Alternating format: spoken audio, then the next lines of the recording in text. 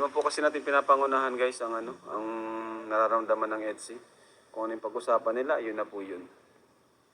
Hindi po tayo yung pipilitin po sila na umamin, hindi po tayo ganun.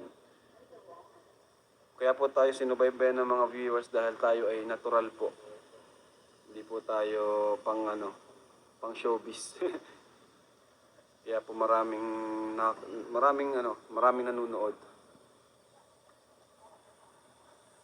Maraming sumusubaybay po. Kahit ilang part na, Jomcard, Edsy, Danjoy, kahit anong part na po, pinapanood pa rin, naaabangan.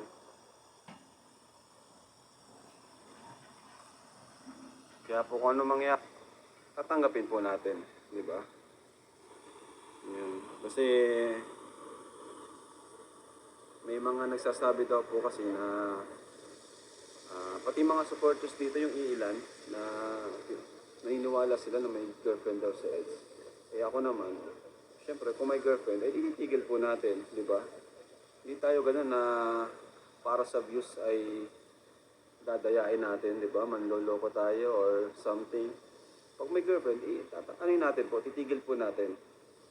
Kasi respeto din naman po yun.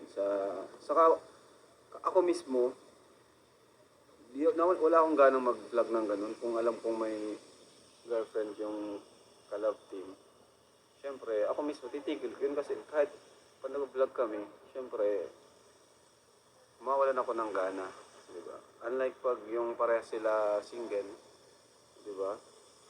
Walang ibang natatapakan. Parang ganun. Walang nasasaktan. Kaya kung may girlfriend man po, ako mismo pong titigil yan. No? Kaya wag po kayo mag-alala.